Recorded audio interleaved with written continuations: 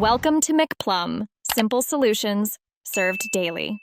You start now, sit in the car and slide the front seats to give working room. Remove the small fabric/storage tray from the armrest box and keep it aside.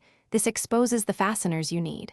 Use a plastic pry tool to lift the surrounding trim gently, avoid marring the plastic. Once you can see the screws, shine a light so you won't strip heads. Grab Torx T20/T25 and a 10mm socket. Make sure screws are placed in a container so nothing gets lost.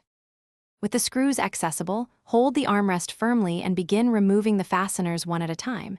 Keep pressure so it doesn't pivot and scratch the console. If a clip resists, ease it with the pry tool. Forcing it can break the plastic.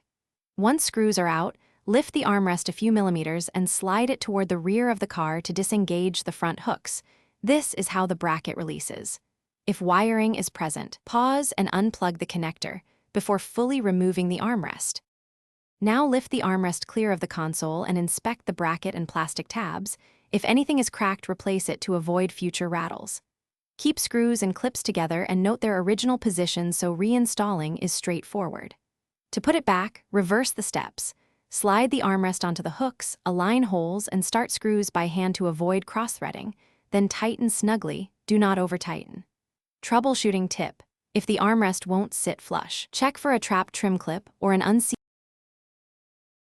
Thanks for watching. Stay juicy and subscribe.